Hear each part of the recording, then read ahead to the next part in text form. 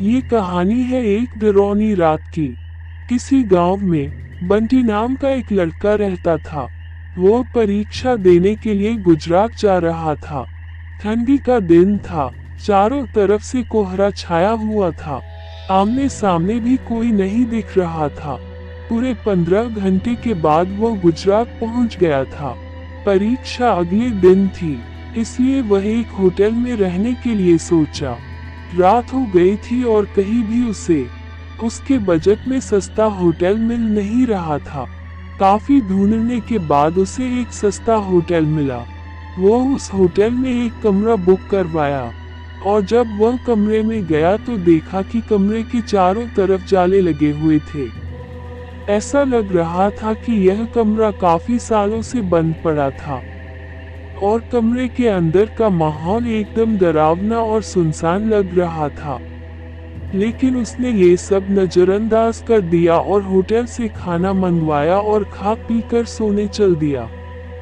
जब वह सो रहा था तो लगभग रात के 1 बजे के करीब उसे किसी के पायल की घूंघरू की आवाज सुनाई दी।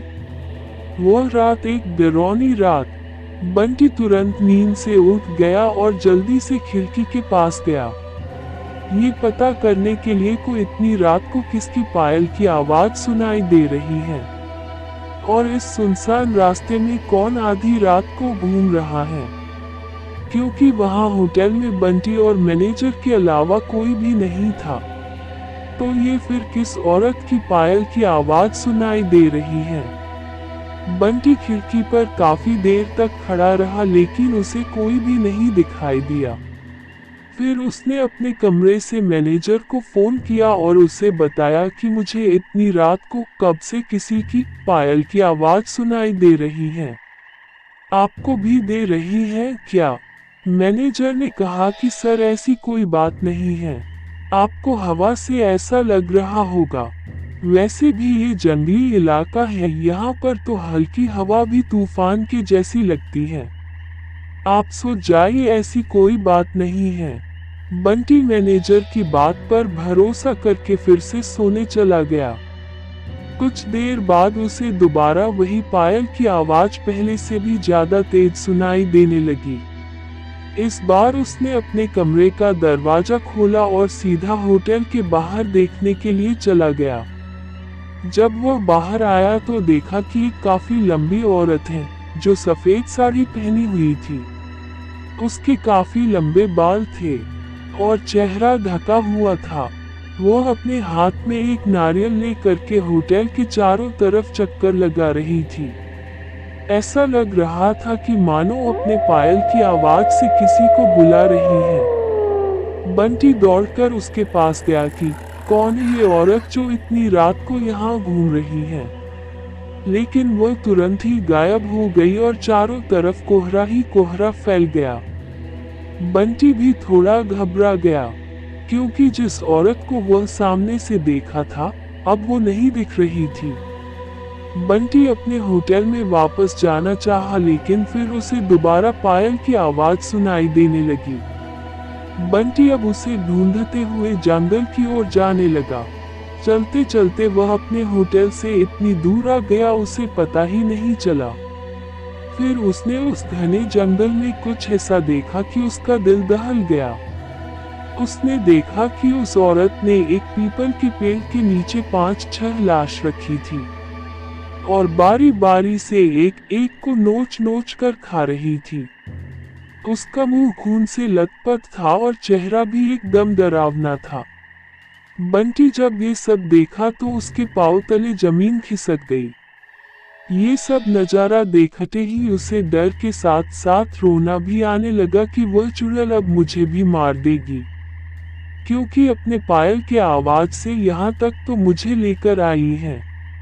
लेकिन उसने हिम्मत से काम लिया और हनुमान चालीसा पढ़ते पढ़ते धीरे से वहां से भाग गया ताकि भूत उसे देख न ले, लेकिन भूत तो भूत होते हैं। बंटी जैसे ही वहां से भागने की कोशिश किया, वो चुड़ैल अचानक उसके सामने आ गई और उसे इशारों से अपने अड्डे पर ले जाने लगी, जहां पर उसने लाशें रखी थी।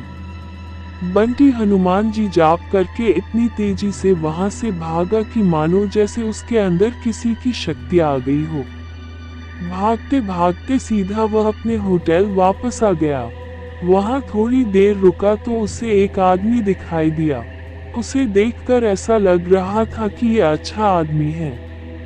वो बंटी के पास आकर बोला, अरे भाई क्या हुआ तुम्हें, इतना डरे हुए क्यों हो? बंटी ने सारा किस्सा उस आदमी को सुनाया तो उसने बताया कि भाई तुम बहुत किस्मत वाले हो कि आज तुम बच गए। वो भूत किसी को भी नहीं छोड़ती। और तुम इस होटल में क्या कर रहे हो? इसको तो बंद हुए काफी साल हो गए। बंटी जब उस आदमी का इतना बात सुना तो उसका डर कर मारे पसीने निकले लगे। फिर वह आदमी बताने लगा कि इस होटल में बहुत साल पहले एक लड़की के साथ 4-5 लड़के उसका भयानक तरीके से रेप करके मार दिए थे। लड़की तो मर गई लेकिन किसी को भी नहीं छोड़ी और जो भी रात के समय में इस रास्ते से गुजरता है सबको अपने कब्जे में कर लेती है और मार देती है। और कुछ दिन बाद इस होटल पर पुलिस का छापा पड़ा, तब से ये होटल बंद है। बंटी जब उस आदमी की पूरी बातें सुना तो वह बहुत जोर जोर से रोने लगा, ये सोच कर कि आज मैं मर जाता। फिर वो आदमी बंटी को चुप कराया और बोला, चलो आज रात तुम मेरे घर रह लो, मेरा घर पास में ही है, डरो मत, अब मैं आ गया हूँ ना। बंटी उस आदमी को धन्यवाद किया और उसके साथ उसके घर चला गया और अपने आप से एक वादा किया कि आज के बाद वह भूल कर भी कभी अनजान जगह पर नहीं जाऊंगा।